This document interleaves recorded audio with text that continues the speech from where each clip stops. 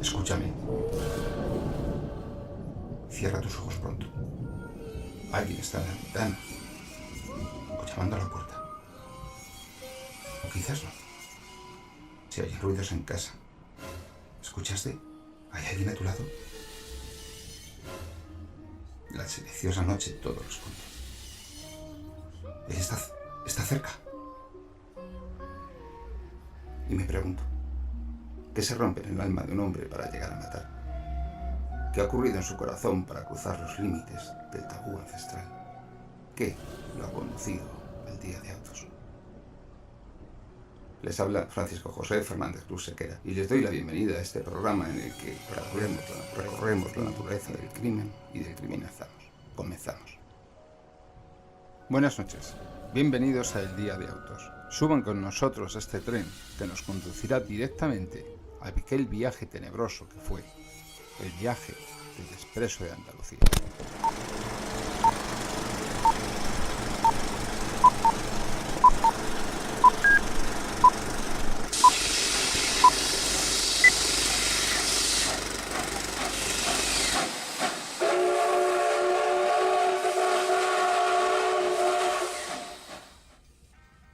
En 1924 tuvieron lugar unos hechos que conmocionaron a la sociedad española de la época, quedando impresos en la memoria colectiva con fuerza, hallando eco en los cantares de ciego del momento, que, como si de seres legendarios se tratara, contaban historias moralizantes sobre los 5 asaltantes del Expreso de Andalucía, un crimen cuyas consecuencias jurídicas se dilataron de forma extraordinaria al socaire del devenir histórico de España a lo largo del siglo XX. El crimen sirvió de motivo para que el Directorio Militar promulgase el decreto para la represión del bandidaje y el terrorismo, que tras sucesivas reformas estuvo vigente hasta la entrada en vigor de la actual Constitución de 1978. Muchos años después, la historia de este crimen fue recogida en una novela que fue llevada a la televisión y al cine, lo que no es de extrañar si tenemos en cuenta que España siempre fue un país al que la crónica negra influenció considerablemente en la formación de su cultura popular, una cultura de la que hoy, como un resto de aquel tiempo, podemos contemplar su reflejo en las figuras de cera del Museo de Madrid, que forman un conjunto de imágenes conocido como el atraco al tren expreso de Andalucía. En septiembre de 1923, se instauró en España la dictadura del general Primo de Rivera, que trataba de poner orden en el caos en el que se había convertido la monarquía de Alfonso XIII, mientras éste se dedicaba a sus negocios y a su afición de primer pornógrafo de España. El régimen se encontraba en el momento más álgido, contaba con la colaboración tanto de empresarios como de socialistas y sindicalistas, equilibrio con el que el Directorio Militar intentaba enderezar la maltrecha economía de España, aprovechando la fase de prosperidad y crecimiento mundial que se detendría en seco con el estallido de la crisis del 1929. En aquella España, las infraestructuras de comunicaciones eran muy pobres. De ahí la importancia que tuvo para el correo la aparición del ferrocarril y que los trenes transportaran las sacas de correos con las cartas, fondos y valores que circulaban de uno a otro lugar dentro de la península, incluso las que se dirigían a las islas y al protectorado de España en Marruecos, además de los despachos precintados extranjeros que llegaban de la frontera francesa vía Hendaya y con destino a Gibraltar y a Tánger. Pero vayamos con los personajes de nuestra historia. José Donday Hernández, alias El Pildorita, era hijo de un médico militar valenciano y nacido en Cuba. Era homosexual y aficionado a la cocaína y los narcóticos que, en ocasiones, elaboraba él mismo. Aficionado al juego, una noche conoció a José Sánchez Navarrete y se hicieron amantes inseparables. Navarrete era funcionario de correos y vivía con sus padres y hermanos en un piso de la calle Orellana. Era un vividor hijo de un coronel de la Guardia Civil que había sido asistente del dictador Miguel Primo de Rivera y al que su padre le consiguió un trabajo como oficial de correos, que se había dejado mucho dinero en el burle y al que las deudas de juego empezaban a perseguir. Las deudas del burle hicieron caer a Navarrete en poder de un prestamista y usurero, organizador de timbas ilegales, de nombre Honorio Sánchez Molina, que además era propietario de la pensión La Internacional en la calle Infantas, famosa entre las parejas de dudosa legitimidad, que llegó a ser candidato a concejal con los maoristas, un perfecto ejemplo de político español que debió actuar como financiero del crimen y que facilitó una pistola a sus compinches. Este contaba con 2 conocidos jugadores tramposos y matones a sueldo para los casos de impago. Uno era Antonio Teruel, alias El Albañil, casado, de 34 años, y el otro, Francisco de Dios Piqueras, conocido como Paco el Fonda, de 35 años, un tipo medio tuerto por una mancha en el ojo que le había dejado la sífilis, que estaba escondido en casa de Teruel tras huir de Ciudad Real de una pena por hurto. Todos son jugadores y tienen deudas de juego en una de las épocas en las que más eficazmente se prohibió el juego en España. Las deudas que mantenía Navarrete crecían desmesuradamente por los usurarios intereses, con el riesgo de que sus acreedores decidieran dar el dinero por perdido y cobrarse la deuda con su vida. Así que éste le propuso a Molina el asalto del tren correo y hacerse con los fondos y valores que viajaban en el mismo. El acceso al vagón del servicio postal era fácil. Sus conocimientos le permitirían acercarse a los funcionarios de correos sin levantar sospechas. Se subirían en Aranjuez al coche correo por el lado contrario de los andenes para asegurarse de que nadie les viera. Y Donday se encargaría de proporcionar píldoras sedantes para dormir a los empleados de correos. Con ellas en su poder, Navarrete contactaría con uno de ellos para que le franqueara el paso al vagón, y lo demás era fácil. Bastaba con dormir a los dos funcionarios de correos que viajaban en el tren para poder hacerse con un cuantioso botín en dinero y joyas, y al llegar el tren a la estación de Alcázar de San Juan, descenderían del tren por el lado contrario de los andenes para evitar ser vistos y regresarían a Madrid. Molina objetó que Donday era demasiado débil y flojo para el golpe y que debían ser gente bragada los que se subieran al vagón. Por eso, el asalto lo ejecutaría con el albañil y el fonda, y Donday se encargaría de recogerlos a los tres en la estación de Alcázar de San Juan. Así se quedó trazado el plan. Sobre las 8:20 de la noche del viernes 11 de abril de 1924, el tren expreso número 92 se disponía a salir de la estación de Atocha de Madrid. Viajaba hasta Córdoba, en donde se separaba para continuar su destino hacia Sevilla y desde esta ciudad a Málaga y Cádiz. En el convoy viajaban dos funcionarios ambulantes del servicio de correos a cargo de la correspondencia. El oficial primero Santos Lozano León, de complexión normal y 45 años de edad, casado y padre de 5 hijos, un hombre metódico y formal que tenía a su cargo la línea Madrid-Cádiz, y Ángel Ors Pérez, un hombre alto y atlético de 30 años con fama de valiente que se encargaba de la línea Madrid-Málaga. Ambos tenían previsto viajar en el mismo tren hasta Córdoba, lugar desde el que tomarían caminos diferentes para cubrir sus rutas postales. El tren transportaba más de 1 millón de pesetas de las de aquellos tiempos, en el que las pesetas aún eran de plata, una auténtica fortuna, pues entre las sacas del correo se transportaban las pagas de varias compañías coloniales a sus empleados. Navarrete, Teruel y Piqueras subieron al tren que supuestamente les llevaría hasta Cuenca, bajándose en la estación de Aranjuez, en donde esperaron a que llegase su objetivo. Poco después, el expreso se detuvo en la estación. De entre las sombras aparecieron 3 hombres, que para evitar ser vistos y levantar sospechas, se acercaron al coche correo por el lado contrario de los andenes. A la cabeza del grupo se halla José Sánchez Navarrete. Iba acompañado por el albañil y por el fonda. Ángel Ors, el más joven de los ambulantes, se había unido al grupo criminal previamente con la promesa de entrar en el reparto, por lo que no fue difícil convencer al oficial del vagón, Santos Lozano, para dejarlos subir. Como por cuestiones técnicas la puerta del vagón de ese lado no se abría, accedieron al tren por una ventana. Tras un buen rato, y después de pasar el pueblo de Castillejo, los ambulantes no caían dormidos, provocando la impaciencia de los matones. Aunque la bebida así hizo retirarse a descansar a Ors como solía hacerlo, pues hasta llegar a Córdoba no tenía misión que realizar en el vagón correo. Lozano, a su vez, continuaba trabajando de espaldas al lavabo ubicado en un extremo del coche correo. Antonio Teruel, que salía del aseo, tomó unas tenazas de marchamar del vagón, de precintar las sacas de correo, se acercó por la espalda a Lozano y le asestó un primer golpe mortal en el cráneo, golpeándolo repetidamente para asegurarse de que no va a ofrecer resistencia. Acto seguido se dirigió contra Ors, al que golpeó con fuerza en la frente, aunque la corpulencia del joven le permitió levantarse. Teruel le asestó otro golpe, pero Ors consiguió incorporarse y echarle las manos al cuello a su agresor. A Teruel esta acción le tomó de improviso.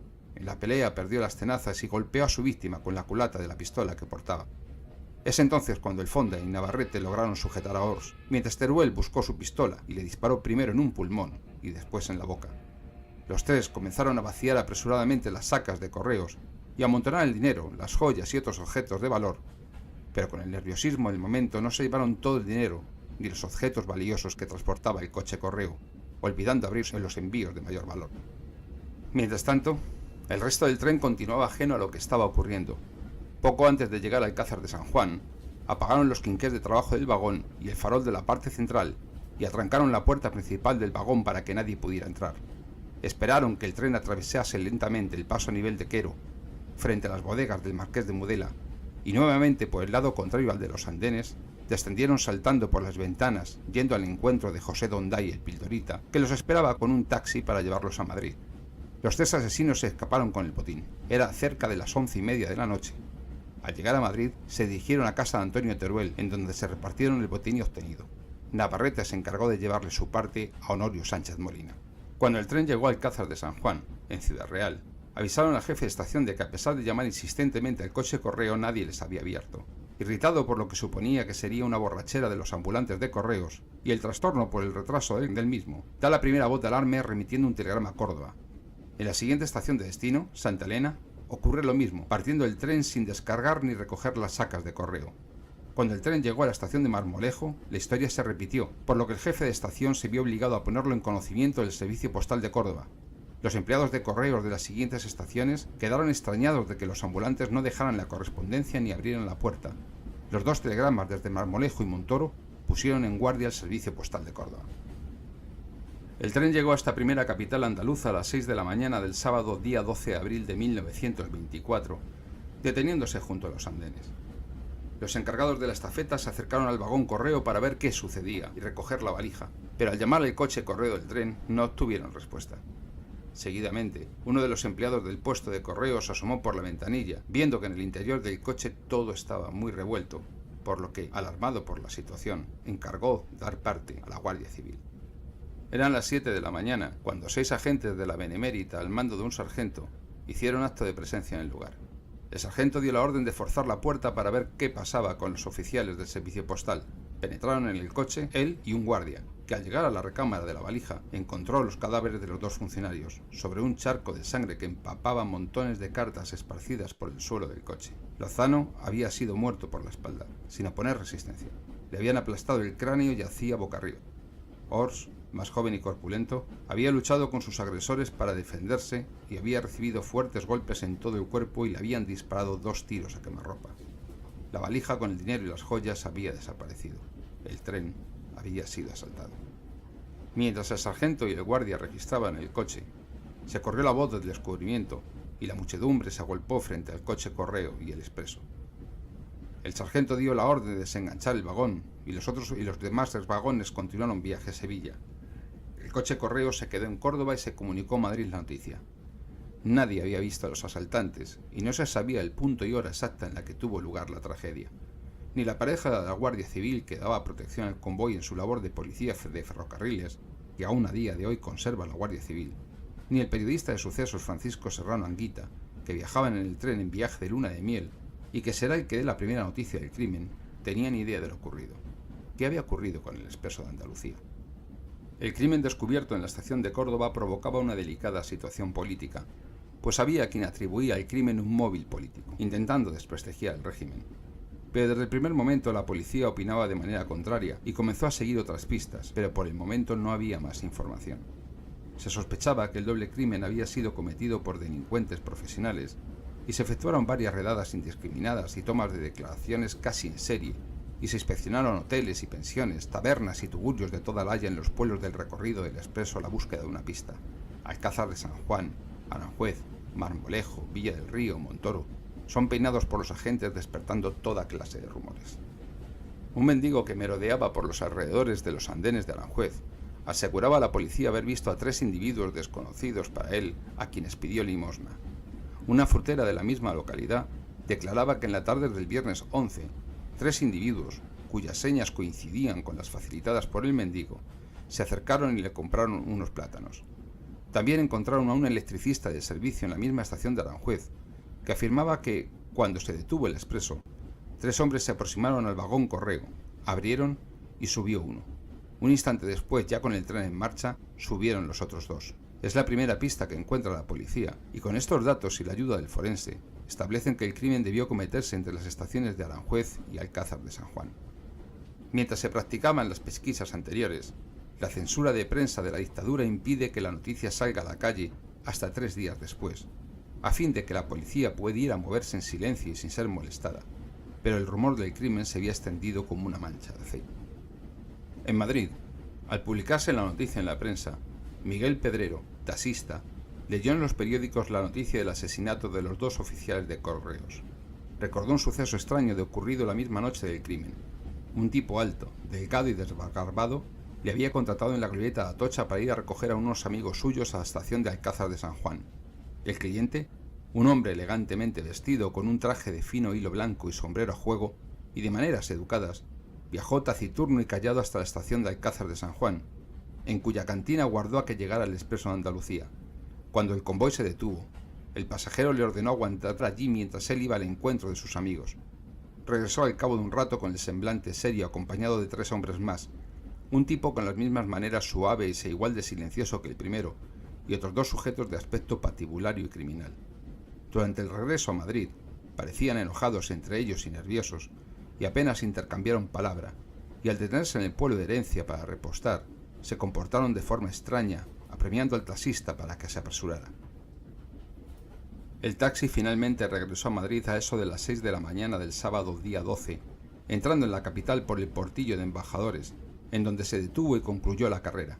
Allí, el que lo había alquilado preguntó cuánto era la cuenta, y al responder el taxista que 210 pesetas, le dio 3 billetes de 100 pesetas y le dijo que se quedara con el cambio. Los 4 hombres se despidieron del taxista y se perdieron por una calle próxima a San Cayetano. Los 2 de mal aspecto fueron los primeros en bajarse, y se marcharon sin mediar palabra entre ellos y los que presentaban aspecto distinguido. Al taxista todo aquello le pareció muy sospechoso, y se decidió a denunciar lo ocurrido. Pero para la policía aquello no tenía el menor interés. ¿A quién se le podía ocurrir ir a asaltar el tren expreso en taxi? Al mismo tiempo que se suscitan las sospechas del taxista, 2 inspectores de policía hacen una ronda rutinaria por el portillo de embajadores. En un puesto callejero, se paran a charlar con el sereno del barrio con el que comentan lo que dicen los periódicos acerca del crimen. Y al conversar sobre la sospecha de que los autores puedan ser de Madrid, el sereno les comenta algo que había visto y le había llamado la atención. Vio llegar en un taxi al alba a 4 tipos muy llamativos que no parecían encajar entre sí. 2 eran unos tipos remilgados de delicadas maneras, mientras los otros 2 eran gente mal encarada, de la baja fácil, de los que conocía a uno de ellos que vivía en el número 105 de la calle Toledo y cuyo nombre era Antonio Teruel. Esta confidencia del sereno, junto con la denuncia del taxista de los días anteriores, levantó las sospechas de la policía, que se decidió a comprobar la relación que pudiera haber entre estos sujetos y el crimen, por lo que los inspectores decidieron acudir a la casa del mencionado Antonio Teruel. Ya en el portal de la finca, la portera les confirma la historia del sereno y añade que a la casa llegaron casi a las 7 de la mañana y que el nombre completo es Antonio Teruel López, un croupier con tan malos antecedentes que ha sido detenido 17 veces. La descripción que hace la mujer concuerda con las historias del taxista y del sereno. Los inspectores de policía suben al piso indicado por la portera, pero el croupier no está y lo recibe su mujer, Carmen Atienza, que les da una versión bastante contradictoria y sospechosa, por lo que la llevan a la comisaría para aclarar lo ocurrido, al tiempo que se establece vigilancia en el inmueble por si el tal Teruel regresara. Pero por la noche se descubre que hay luz en las habitaciones, y la portera dice haber escuchado algo parecido a un disparo. Teruel se había quedado escondido en una buhardilla, pero sabe que ya es cuestión de tiempo que lo detengan, por lo que escribe a su mujer una nota de despedida en la que delata a José María Sánchez Navarrete como inductor y cerebro del crimen, y concluida la redacción de la nota, coge una pistola y se dispara un tiro en la sien al amanecer del lunes día 14 de abril de 1924. La portera, que oye ruidos en la finca, avisa a la policía, que fuerza la entrada y encuentra el cadáver de Teruel con un tiro en la sien. En los tubos metálicos de la estructura de la cama de matrimonio, la policía encuentra escondido parte del botín del robo del tren expreso de Andalucía. Descubiertos estos efectos y con su marido muerto, la esposa se decide a confesar y le da a la policía los nombres de los amigos de su marido, el de Honorio Sánchez Molina. Cuando los agentes llegan a la casa de huéspedes que éste posee en la calle de las Infantas, Honorio no está, y allí aseguran que tampoco está en Madrid, sino en cierta finca de Ciudad Real. Los familiares de Honorio dan a la policía el nombre de José Sánchez Navarrete, el que, una vez es detenido, primero niega y luego confiesa haber tomado parte en el asalto, pero sin matar a nadie. Mientras tanto, la Guardia Civil, a la que se había cursado telegráficamente la orden de detención de Honorio, lo detiene en la finca de Ciudad Real. Poco después es detenido el tercero, Francisco de Dios Piqueras. Esta última detención la realiza también la Guardia Civil en el tren Correo de Badajoz, a la altura de la estación de Almorchón. Viajaba desde Puerto Llano a Mérida para posteriormente viajar a Portugal, desde donde huiría a algún país de Hispanoamérica. Su actitud sospechosa y huidiza Su imprudencia al viajar sin billete y su talante chulesco y maleducado con los revisores hizo sospechar a los empleados de ferrocarriles, quienes dieron inmediatamente aviso a la Guardia Civil. Ya estaban apresados los 3 presuntos culpables vivos tras el suicidio de Antonio Teruel, de los que se tenía noticia. Pero de Don Day nadie sabía nada, y éste se había marchado inmediatamente después de los hechos a París.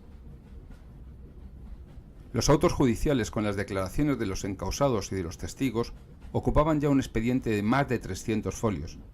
Un reciente decreto determina que el robo a mano armada se consideraba delito sometido a la jurisdicción militar, por lo que el procedimiento sería el sumarísimo y tramitado con carácter de urgencia a resolver en pocos días. En los casos en que de resultas del robo a mano armada queden víctimas del delito, puede ser castigado con la máxima pena. Justo antes de comenzar la celebración del juicio, llega la noticia de que, en París, un hombre joven, bien vestido, se ha presentado en la Embajada de España para declararse partícipe de los hechos. Dice llamarse José Don Day Hernández y confiesa haberse encargado de contratar el taxi, pero que ninguno de sus conocidos le dijera que se iba a emplear la violencia para llevar a cabo el robo, sino que bastaba con narcotizar a los empleados de correos y que solo por eso se atrevió a formar parte del plan delictivo. Los jueces militares deciden no solicitar la extradición, que hubiera demorado en exceso el juicio provocando la suspensión del mismo, y llegan al acuerdo con Don Day de que acompañe hasta la frontera española a un policía para proceder a su detención una vez cruzada la misma, momento en el que sería formalmente detenido. Don Day no era ingenuo. Sabía que la responsabilidad por contratar un taxi era de escasa importancia en comparación con la de los 2 asesinatos, y temía que lo culparan a él de los mismos, ya que había leído en Francia que uno de los detenidos había declarado ser él quien había contratado el coche, sin tomar parte del asesinato de los ambulantes. Los careos y el contraste entre las declaraciones de los acusados permitieron a la Guardia Civil reconstruir los hechos. Reunidos todos los acusados en Madrid, fueron trasladados a la cárcel modelo situada al final de la calle Princesa, en donde se celebraría el Consejo de Guerra, precisamente en la misma sala donde se juzgó a los asesinos de Eduardo Dato tan solo 3 años antes. Junto a ellos se imputó como encubridoras a 3 mujeres: Antonia Sánchez Molina, hermana de Honorio, Encarnación Muñoz, la bandera de la pensión, y a Carmen Atienza, viuda de Antonio Teruel. El Consejo de Guerra comenzó a las 8 de la mañana del miércoles 7 de mayo de 1924. Ninguno de ellos se declaró autor de los disparos. Navarrete dijo que, horrorizado ante la escena, se ocultó detrás de unas bolsas de correo. El fiscal había calificado los hechos como robo consumado, más de 1 millón de pesetas en joyas y valores, y de doble homicidio, estimando como autores a Honorio Sánchez, José Sánchez Navarrete y Francisco de Dios Piqueras, solicitándose para ellos penas de cadena perpetua a muerte, y como cómplices a José Don Day y encubridores a Carmen Atienza, Antonio Sánchez y Encarnación Muñoz, solicitando condenas de 30 años de prisión. Tras 14 horas de juicio oral y público, se dictó sentencia al día siguiente, condenando a muerte a José María Sánchez Navarrete, Francisco Piqueras y Honorio Sánchez Molina, mientras que a José Don Day se le condenó a una pena de 30 años que cumplió en buena parte en el penal del Dueso y que emigró a América del Sur cuando fue puesto en libertad. El deseo del público de que las penas de muerte se ejecutaran cuanto antes propició que resultaran inútiles las peticiones de indulto. El 9 de mayo de 1924, a las 6 de la mañana, se llevaron a cabo las ejecuciones. Se negó la entrada a los periodistas, con la excepción de Eduardo Zamacois, para documentarse sobre su novela Los muertos vivos, cuya acción se desarrollaba en un presidio, y el también escritor Luis d'Oteiza. Antes de la ejecución, los reos pasaron la noche en la capilla de la cárcel modelo de Madrid, acompañados por los Hermanos de la Paz y la Caridad, cuya misión era acompañar y consolar a los reos en el último trance. Junto a la capilla había una larga mesa como para un banquete surtida de fiambres selectos, dulces, pasteles y vinos generosos. En el centro de la capilla estaba el altar en donde se celebró la misa para los reos. Los condenados comenzaron a despedirse de sus seres queridos. Honorio pide perdón a su esposa y sus hijos. Piqueras hablaba de las ferias de Sevilla y de Badajoz, de sus tiempos de tratante de ganado, ajeno a lo que ocurría a su alrededor. Sánchez Navarrete, consumido por el miedo a la muerte, recibió la visita de uno de sus amantes, un duque, que se disculpó por no haber venido antes a consolarle, y al que el condenado le confesó que había sido el único amor de su vida, y al que acto seguido le regaló una cigarrera de oro para que se acordara siempre de él. Terminado el ceremonial previo a la muerte, se personaron los verdugos. Eran 2, el de Madrid y el de Burgos. A este último le ordenó trasladarse a Madrid la dirección de penales por si su compañero caía enfermo. El más joven era el verdugo de Madrid, Un hombre muy alto, enjuto y taciturno, casi tétrico, macabro, que presentaba un aspecto repulsivo. El de Burgos era más viejo, concienzudo y dicharachero. Era bajito, de barba y cabellos blancos y mejillas asoladas por la rosácea. Era el decano de los verdugos españoles. Llevaba ya 58 ejecuciones y con las del día 60. Ese día ganarían la considerable cantidad de 20 duros, 100 pesetas, pues los verdugos, aparte del sueldo, cobraban las ejecuciones a 10 duros. Dispuestos los 3 patíbulos en el patio de la cárcel, el primero en ser ejecutado fue Honorio, que, entre lamentos, se sentó en el banquillo diciendo que era inocente. El verdugo de Madrid era quien debía ejecutarle.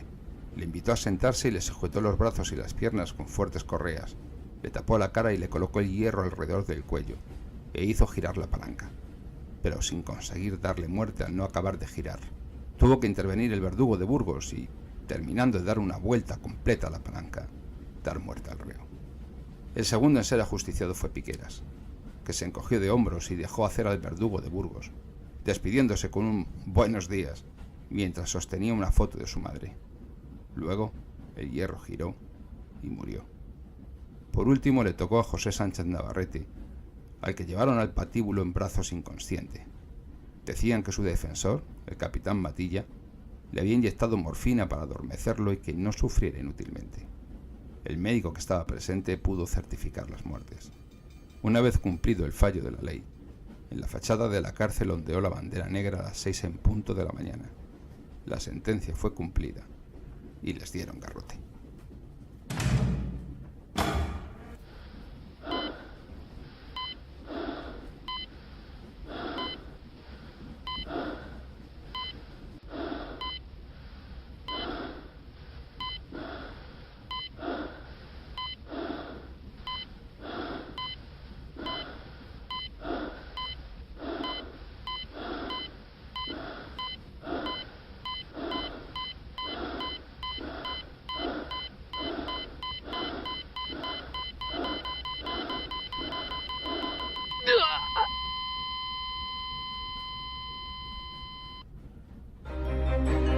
Cuando tienes un problema o necesitas asistencia jurídica, no buscas soluciones estereotipadas.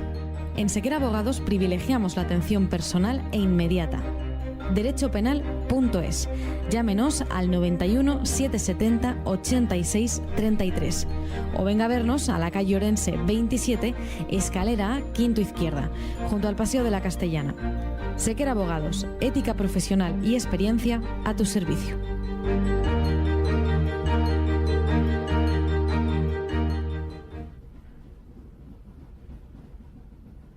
Buenas noches, nos acompañan, como viene siendo habitual, Jorge García Vergara, abogado. Buenas noches, Jorge. Buenas noches, Francisco. Bien hallado, aunque no me dices bienvenido, pero bueno, bien hallado. Pues muy bienvenido, Jorge. Muy bien hallado. Elizabeth Pérez, técnico en anatomía patológica, anatomopatólogo, especialista en botiquines y tiritas en revolverle las tripas a los muertos. Buenas noches, Liz, ¿cómo estás? Muy bien, muy buenas noches. Espero que esta noche me hagas el honor de hablarle a la cachofa del micrófono y no a cualquiera de los otros elementos que te rodean. Los dos elementos que me rodean sois tú y Jorge, Sí, así que... estás a rodear, que se dice, ¿no? Uno a tu izquierda y otro a tu derecha. Bueno, pues tenemos esta noche un crimen que a mí especialmente me resulta muy interesante y es de los crímenes, si se puede emplear la expresión, que más me gusta. El asalto al tren Correo, al tren expreso de Andalucía. Un crimen que ha sido impactante en lo legislativo, impactante en lo social e impactante en el momento histórico en el que se produjo. En 1924. Jorge, aquí tenemos además un impacto legislativo del que luego nos vas a hablar, que ha marcado toda la legislación antiterrorista de España durante más de 50 años, ¿no? Sí, efectivamente, con el llamado decreto para la represión del bandidaje y del terrorismo. Todo Bien. Eso marcó el desarrollo legislativo posterior hasta la España constitucional del 78. Bien, luego nos cuentas sobre ello. Liz, 2 muertos. Tenemos 2 muertos, pero tenemos muchas más cosas. Tenemos el consumo de narcóticos, el consumo de drogas, la preparación de narcóticos sedantes. Tenemos un montón de variantes en este tema. Pero vamos a empezar por los muertos. Murieron 2 personas, pero de modo diferente, ¿no?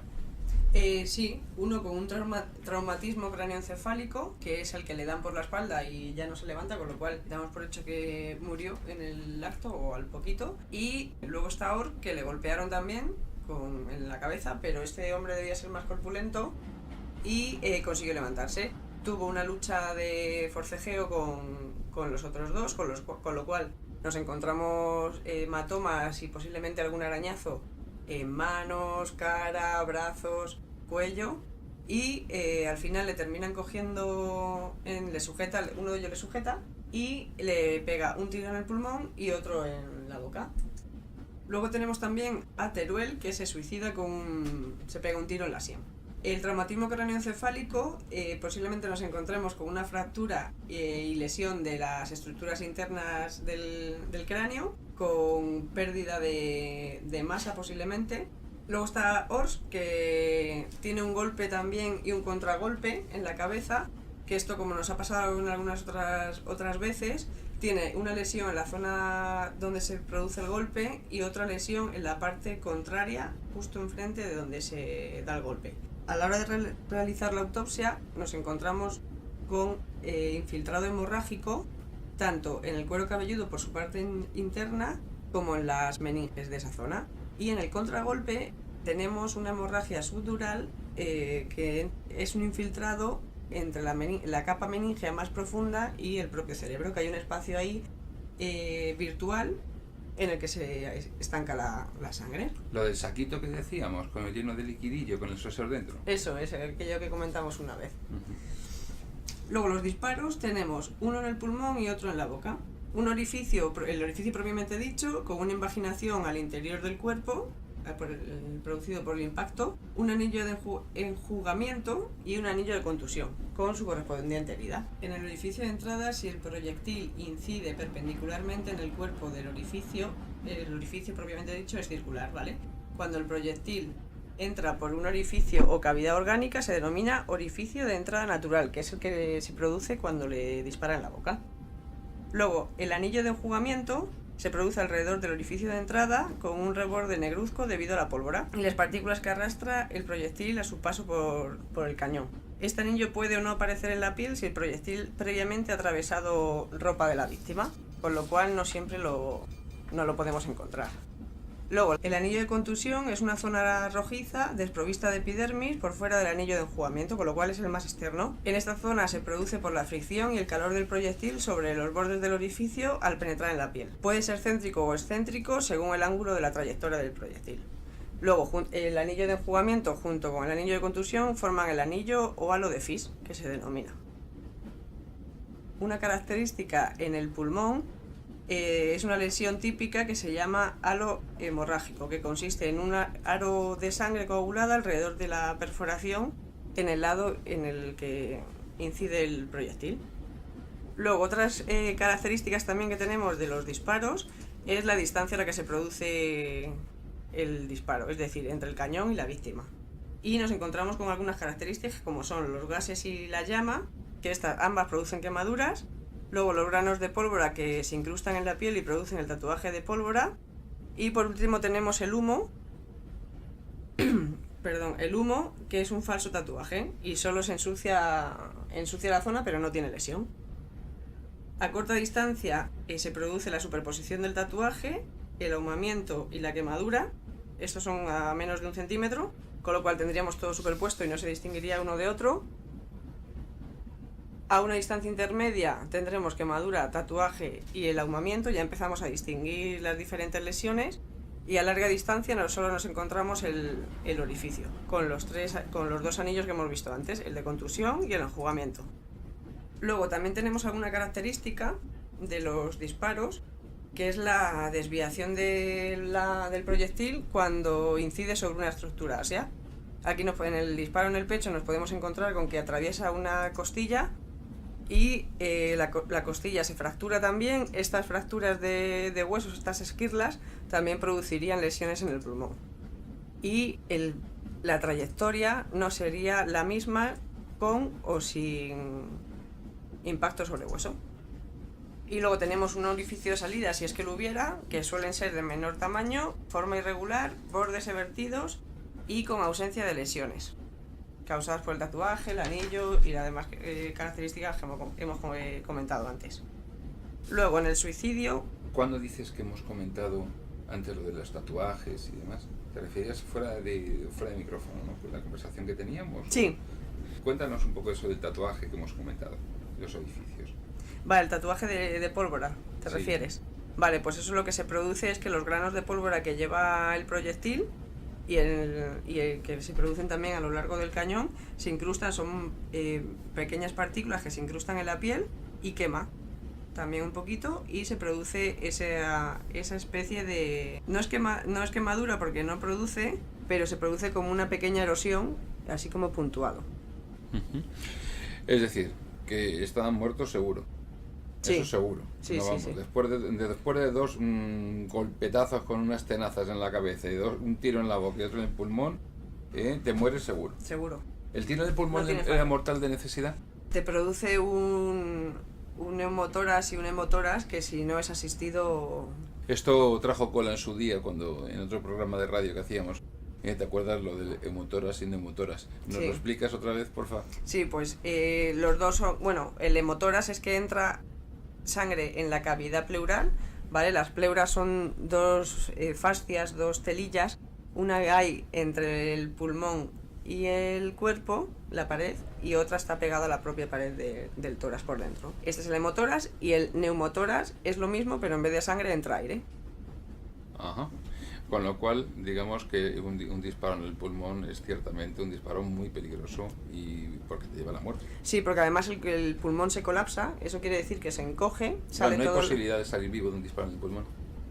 Sin asistencia, no. Sin asistencia, ¿no? O sea, Con asistencia ya... pero que en este caso, evidentemente, No. era mortal de necesidad. Sí. Jorge, la España de aquel tiempo era una España que salía de una etapa difícil, que era la de el final de la restauración, todo lo que había sido la guerra de África, que se predisponía a aquel famoso desembarco de Alhucemas, la primera operación militar anfibia de la historia, que también es española, y nos encontrábamos con un directorio militar que trataba de poner orden como válido de la monarquía y al mismo tiempo con la colaboración de socialistas y sindicalistas que habían puesto punto y final a la guerra entre los sindicatos blancos y el terrorismo anarquista. Una España difícil, una España insegura, una España todavía traumatizada con la crisis del 98 y la pérdida de Cuba por Puerto Rico y Filipinas, una España que se encaminaba directamente hacia el caos del 31 al 39 y a una España muy, muy difícil. ¿Qué nos cuentas de este momento? Bueno, hemos de retrotraernos al 13 de septiembre de 1923, cuando el por aquel entonces capitán general de Cataluña, Miguel Primo de Rivera, dirige el manifiesto al país y al ejército. Esto no era ni más ni menos, vamos a hablarlo para que lo entiendan los oyentes, un golpe militar. Era un golpe militar que estaba auspiciado y protegido por el rey Alfonso XIII. Pues un poco, pero se ha dicho que era el último pronunciamiento del siglo XIX, porque el golpe era más un pronunciamiento de tipo político, un manifiesto, Sí, un bando. esto fue un manifiesto auspiciado y amparado por el rey. O sea, como el 23 de febrero del 81, Sí. para no cortarnos aquí en antena y decir... Pero no había televisión ni motoristas que Eso llevasen es, un vídeo de un lado a otro. Eso, ni luego diciendo que nos han salvado el rey de la jugada, no. Exacto. Es decir, fue exactamente lo mismo, el valido del rey, el general Armada, que por encargo del propio rey da un golpe de estado y hace un pronunciamiento casi decimonónico. Exacto, un Qué pronunciamiento que tenía carácter temporal, como todo en España tiene carácter temporal y provisional, ¿no? Entonces iba a durar 90 días. Luego terminó durando 6 años y medio y terminó con la dimisión del general Primo de Rivera, el fin de la dictadura, el inicio de esa cosa tan curiosa que llamaron la dicta blanda del Por el general almirante, Berenguer. y el almirante Aznar, que fue el último. Exacto. Entonces, bien, es una etapa ciertamente convulsa de la historia de España, enmarcada en el contexto que tú has definido antes, y que bueno, pues que lo que trata es de poner orden, según él dice, en el caos en que se había convertido la nación española, con el separatismo y con la existencia de múltiples atentados terroristas. De hecho, una de las cosas que se consigue, si lo podemos hablar así entre comillas, durante la época de la dictadura es reducir de manera drástica los atentados. Y luego otra cosa, y es que fue todo un proceso de modernización, porque también tenemos legislación laboral nueva que no existía, tenemos la creación de la CAMSA, tenemos la creación de la Telefónica, es decir, que fue realmente un proceso modernizador de España en algún aspecto, y de un país que no sabía cómo seguir viviendo adelante. Exacto. Si quieres lo podemos parangonar, no si quieres, es que verdaderamente se puede parangonar con lo que un año antes había hecho el rey Víctor Manuel III, apoyando al Víctor Manuel II, apoyando el advenimiento de Mussolini y del fascismo italiano. De hecho, se habló de Alfonso XIII. Llegó a decir que ya tenía su propio, ya tenía ese era su Mussolini, ya ¿no? tenía su Mussolini, muy apoyado por el ABC del momento, pero en realidad sí, las distancias entre el líder del ala radical del Partido Socialista Italiano y un general y un militar del siglo XIX español no podían ser más evidentes, ¿no? Efectivamente, y con objeto pues de evitar el orden, de poner orden en el caos que había, y evitar el bandidaje y evitar el terrorismo y todas las actuaciones contra el sistema que se producían, fue cuando el llamado directorio militar, que fue al día siguiente del manifiesto, el 14 de septiembre del 23, declarase el estado de guerra en todo el territorio nacional y promulgase, entre otras cosas, pues el decreto para la represión del bandidaje y terrorismo de que hemos hablado al inicio del programa.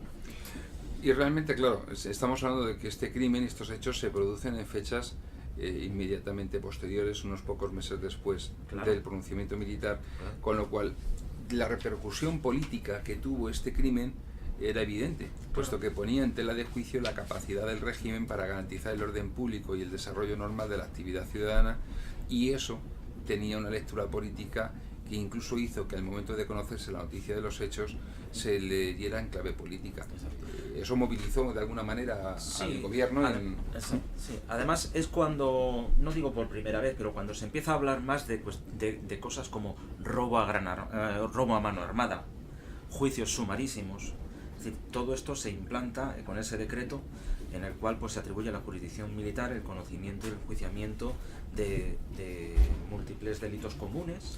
De hecho, el decreto de bandidaje y terrorismo fue inmediatamente posterior a estos hechos, porque de hecho son días de diferencia lo que motiva su promulgación. Los hechos, el crimen es del día 11 y, si no recuerdo mal, el decreto es del día 18 de abril, y eso hace que tenga una larguísima pervivencia este tipo de legislación en España. Estamos hablando de que esta legislación tuvo un desarrollo de décadas. ¿Cuál fue este desarrollo, Jorge? Bueno, pues tras este decreto pues tenemos sucesivas reformas del mismo, ya después de la Guerra Civil, en el año 43, en el 47 hay otro, en 1960 hay otro, en el 71 hay otro, el decreto ley sobre prevención del terrorismo del 73 es otro, si bien en este se trasladan a la jurisdicción ordinaria y no a la militar múltiples delitos de carácter terrorista. Pero entran en el Código Penal ya ordinario esa calificación. Sí.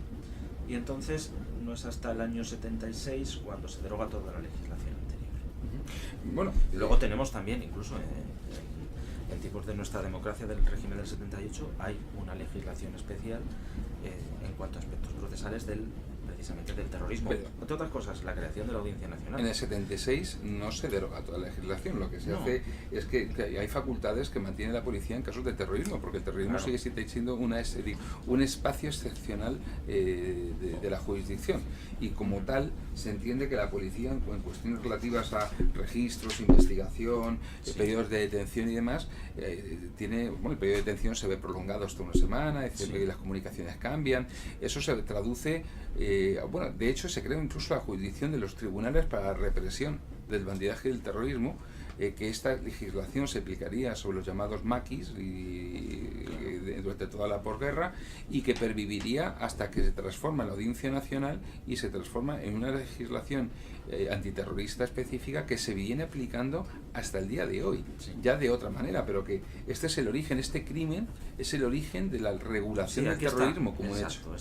En él está el germen. El embrión, el germen. Exacto, de este tipo de regulación excepcional. Nosotros la tildaríamos de excepcional, pero es la que se mantuvo durante muchísimo tiempo. Sí, porque la discusión entre excepcional o predeterminado y ordinario son palabras que a los juristas nos suenan mucho. Claro. Y porque las polémicas que han planteado ese enjuiciamiento, ¿no? Y la atribución a la competencia militar o no, podemos hablar de procedimientos y ejecuciones como la de Puig-Antich, podemos hablar, por ejemplo, del caso de ETA y de FRAP, que son fusilados en el 75, y de Grapo. Es decir, hay una larguísima evolución que solamente este tema ya nos daría para estar hablando mucho más que un solo programa. Bueno, nos encontramos con circunstancias llamativas. Dos personas que de carácter homosexual, de conducta homosexual, que plantean para salvarse de unas deudas, dar un golpe, un atraco, a unos sujetos que son mucho más duros que ellos, mucho más peligrosos que ellos y además mucho más imprevisibles que ellos, como son el albañil Antonio López Teruel y Paco el Fonda, Francisco Espinosa. Los dos son personas muy duras y muy complicadas. Y luego también tenemos una circunstancia que parece que es novedosa, que es moderna, pero que vemos que viene muy antiguo, como es el uso de narcóticos, el uso de drogas, la cocaína en concreto, que se fabricaba a sí mismo el pildorita, cuyo nombre ya, cuyo alias es de por sí ilustrativo. De toda esta cuestión de los analgésicos, de los narcóticos, de la cocaína, ¿qué nos puedes contar, Elisa? Bueno, pues los narcóticos son analgésicos que se usan para aliviar el dolor. El exceso, uno de ellos, por ejemplo, es la morfina, que es muy conocido. Y lo que pasa es que cuando te intoxicas, que es una sobredosis, te produce unos efectos secundarios que principalmente son la somnolencia y el deterioro del juicio. Es decir, que lo que usarían era para, además de dormirlos, en caso de que despertaran, que no supieran dónde estaban ubicados y poder confundirles en la situación en la que estaban. Y el tema de la cocaína, es extraño que ya se estuviese fabricando incluso aquí mismo el clorhidrato de coca. Sí, en esa época no era muy conocido, al menos aquí en España. Era más conocida la figura del morfinómano, claro, porque su uso médico facilitaba el tráfico en el mercado negro, con lo cual la cocaína es casi como un hecho novedoso, que tomase un estimulante de este tipo, sobre todo hecho por sí mismo. Y lo exótico del opio, por ejemplo, también. Efectivamente. La cultura del opio. Toda esa cultura del opio. Oriente. Claro, los analgésicos son los narcóticos, son opiáceos además. Sí. Tenemos también el suicidio del albañil, de Paco el albañil, que se suicida disparándose. ¿Qué ocurre con estas lesiones? ¿Cómo se produce la muerte en este caso? Pues tenemos a Teruel que decide suicidarse ante la presión que pueda tener y nos encontramos con un orificio por disparo de contacto. Se produce el humo también, partículas de pólvora, vapores metálicos y monóxido de carbono que se depositan a lo largo del trayecto, de la trayectoria del proyectil. ¿Se puede distinguir cuándo se produce el disparo a cañón tocante y cuándo sencillamente hay una corta distancia? Pregunto, porque otra la cuestión es, ¿sabemos si se disparó en la sien o de otra manera o se disparó debajo de la barbilla o cómo? Creo que por lo que he podido leer el disparo es en la sien. En la sien. Sí. ¿Y se distingue cuando quedan unos centímetros entre el cañón y la piel y cuándo es a cañón tocante? Sí, porque lo que produce cuando toca el cañón en la piel, se produce un signo de boca de mina, que es la acción de los gases que se acumulan debajo de la piel además. Y el signo de la impronta del cañón, que cuando se calienta al disparar, tanto por la presión que ejerce el cuerpo al empujar, como con el fuego que se produce, te quema y se deja la marca el círculo del cañón. O sea que el círculo queda en los dos casos, tanto a 2 centímetros como tocando la piel. No, solo tocando la piel. Solo tocando la piel. Perfecto, sí. Comprendido. Bien, y luego estamos hablando de una vez más de que se produce la muerte por garrote vil y que nuevamente nos encontramos con la presión sobre la segunda cervical, me imagino que es que ya me lo sé de oírtelo. Ya. Repítelo, por favor. Pues esto es un tornillo que se coloca atrás en el cuello junto con un collarín que se hace fuerza con el verdugo, hace fuerza, va enroscando, y la segunda vértebra cervical, que se llama axis, tiene una prominencia ósea que va hacia arriba, articula con la primera vértebra, que se llama atlas, y lo que hace es dislocar esta apófisis, se rompe y el tornillo atraviesa y llega al bulbo raquídeo. Se produce un coma cerebral y en cuestión de minutos, menos de minutos, se produce el fallecimiento. Probablemente muy doloroso. Si el verdugo no lo ejecuta correctamente, sí se puede alargar, y bueno, hemos visto otras veces algún caso que el verdugo ha tardado mucho tiempo y no me imagino lo que tiene que ser eso. Pero una vez que te produce un coma cerebral ya se acabó el sufrimiento también, si se hace bien, claro. Parece ser que habitualmente no bastaba lo que les pagaban como para quitarles los nervios y el respeto que les imponía el tener que provocar la muerte a otra persona. No tiene que ser fácil tampoco con lo cual, ponerte en esa situación. No vamos a hacer la prueba, ¿no? No. Hoy al menos no. Hoy al menos no. Jorge, tuvimos un juicio y una situación curiosa. El tema de la extradición de Donday, el evitarla y que viniese voluntariamente, el enjuiciamiento, el detener el juicio, la jurisdicción militar, la brevedad del procedimiento, son muchos temas. ¿Qué nos puedes decir de lo primero, la extradición, por empezar por un orden? Sí, la extradición como tal no se llegó a producir porque el procedimiento de extradición era un procedimiento largo. A mí lo que me da la sensación es que debió haber algún principio de acuerdo o algún acuerdo entre, y de hecho sí, en la narración lo decíamos, claro, ¿no? Que hubo un acuerdo con el propio tribunal, claro, que le acompañó un policía de París a la frontera y ahí se constituyó en detenido. Sí. Luego ya ahí se entregó a las autoridades españolas. Si bien previamente él había acudido a la embajada española en París, donde se había declarado partícipe de los hechos, si bien lógicamente tratando de excluir su responsabilidad en los asesinatos, diciendo que él no pensaba que eso se fuera a producir de esa manera, que la única idea era la de narcotizar a las víctimas para cometer el robo, que todo lo demás fue una cosa en la cual él no intervino y que se le escapó de su conocimiento y voluntad. Y es procesado como los demás. Bueno, procesado, vamos a ver, esto es un juicio sumarísimo, esto es una cosa de casi cuestión de horas. El juicio sumarísimo es una expresión tremebunda porque implica el que se te priva prácticamente de cualquier garantía procesal, ya no diríamos constitucional porque en aquel momento no regía ningún tipo de constitución, eran solo los decretos de la dictadura militar y eran juzgados por un consejo de guerra con carácter expeditivo, rapidísimo, casi no se les permitía ni hablar ni defenderse y terminaba como tenían que terminar estas cosas, con una condena. El caso de Donday, la condena no fue la de muerte, a buen seguro por los acuerdos a los que había llegado con el propio tribunal y con las autoridades españolas, y este sujeto pues fue condenado como cómplice, no como autor, a la pena de 30 años de prisión. Y los demás no, a los demás sí, se les condenó a garrote.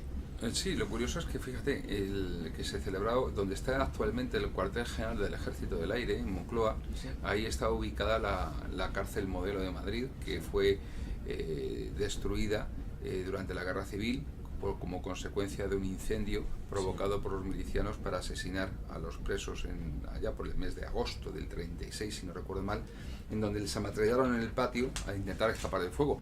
El edificio fue destruido, se construyó el cuartel general, pero ahí estaba ubicada la cárcel Modelo de Madrid. Y ahí fue donde se celebró el juicio, precisamente en la misma sala en donde se juzgó al asesino del presidente del gobierno, Eduardo Dato. En España se han asesinado a 5 presidentes del gobierno y no todos los casos han quedado resueltos, o por lo menos aclarados. ¿Tú te estás acordando del general Prim? Me estoy acordando de Prim, me estoy acordando de Cánovas del Castillo, me estoy acordando de Carrero Blanco. Es decir, el historial que tenemos aquí de asesinar presidentes del gobierno es como para tenerlo en cuenta, y alguna persona hay que ha tratado de ver un hilo conductor por parte de los hijos de la viuda en todos ellos, ¿no? Y de los dueños del mandil. Pero en el caso de Cánovas, allí en el balneario de Santa Águeda, que pillaba un poco a trasmano, ¿no? Las circunstancias pues, tampoco quedaron del todo claras. Efectivamente. Y lo curioso en este caso es que, como tú has dicho, con un procedimiento sumarísimo, implicaba también la defensa por parte en la jurisdicción militar. Los abogados defensores eran militares a su vez. Sí. De hecho, es un capitán de ingenieros, creo un capitán de infantería, los que defienden a los acusados. Sí, en este juicio a lo que se limitaron fue a negar la autoría de los disparos.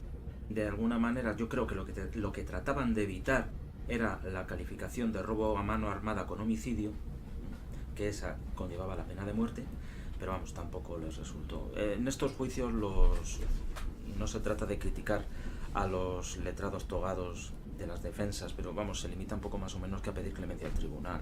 Bueno, es que fueron 14 horas de juicio consecutivos, o sea, no fueron pocas horas. Y además no solo se les juzgaba a ellos, sino que también se juzgaba a Antonia Sánchez Molina como encubridora, que era la hermana de Honorio, sí, el dueño de la pensión La Internacional, a Encarnación Muñoz, que era la bandera de la pensión de Honorio, que tenía conocimiento de los crímenes, y a Carmen Atienza, viuda de Antonio Teruel, sí, que se pedían también penas muy elevadas de prisión. Que no estamos hablando de tonterías. Bueno, ten en cuenta una cosa, que estamos hablando en la escala de penas, a eso no varió mucho. La pena inmediatamente inferior en grado a la pena capital era la de 30 años. Entonces a los cómplices siempre se les impone la pena inferior en un grado. y por eso el fiscal pidió dentro de esa pena inferior el máximo, que era los 30 años. Y fijaros también en otra cuestión. Finalmente fue puesto en libertad Don Daico en prisión, después de ingresar en prisión, y murió una médica perdida y desaparecida su memoria. Pero lo impactante, a mí por lo menos me llama la atención, el impacto social que tuvo que tener en Madrid de la época, que el hijo de un coronel de la Guardia Civil, que había sido ayudante de campo de Primo de Rivera, del dictador, del presidente del directorio, fuera juzgado por un asesinato de este tipo. Imaginaos el impacto que tuvo que tener. Y sobre todo la afrenta que para un coronel de la Guardia Civil, que en aquel entonces la Guardia Civil tenía hasta honor y moralidad, tenía que suponer esto, ¿no? Sí. Entonces era algo muy llamativo en la sociedad del momento. Cierto. Bueno, pues hasta aquí hemos llegado con el que ha sido el asalto al Expreso de Andalucía, un caso que de verdad os digo que para mí ha sido uno de los crímenes que más me han interesado nunca, por las múltiples facetas que tiene, tanto a nivel social como en el momento político, como las consecuencias de orden jurídico, legislativo que tuvo, como también las consecuencias de orden cinematográfico. Ha sido brillantemente llevado al cine, protagonizado por Jorge Mistral y Vicente Parra ya en el año 56, una película que podríamos decir inspirada en este crimen, porque no se puede decir que lo refleje. Y luego la acertadísima siempre serie de Pedro Costa, La huella del crimen, recogió el capítulo con actores como Quique San Francisco, por ejemplo, pero esta vez aproximándose mucho más a la realidad, una realidad en la que no se oculta ni el consumo de estupefacientes, ni la conducta sexual, y que trata de reflejar mucho mejor lo que fue aquel crimen. No obstante, sí podemos decir que el asalto al Expreso de Andalucía es la radiografía de una época y es casi la anatomía de un tiempo convulso que anticipaba todo lo que vino después. Nada más, creo que... Convulso y muy interesante, perdona. Sí, dime, Jorge. No, un tiempo convulso, pero sumamente interesante. Sí, vamos, sin lugar a duda. Se esté o no se esté de acuerdo con la deriva política de aquella época. Fue una Es de que las etapas más apasionantes de la historia de España del siglo XX. Es que yo creo que ahí fue el momento en el que se cierra el siglo XIX español, con un petardazo final de traca, y comienza el siglo XX. Comienza una España ensimismada tras la quiebra del 98, comienza un siglo XX que no podemos tachar sino de, en gran medida, afortunado, pero también en gran medida pavoroso. Fue el siglo en el que los españoles por fin comenzamos a comer caliente, pero también fue el siglo en el que los españoles descubrimos el odio de un modo... Nos matamos como feroz. También lo hicimos en el 19 porque sí, eso es una cosa que no perdemos la costumbre, ¿no? Sí.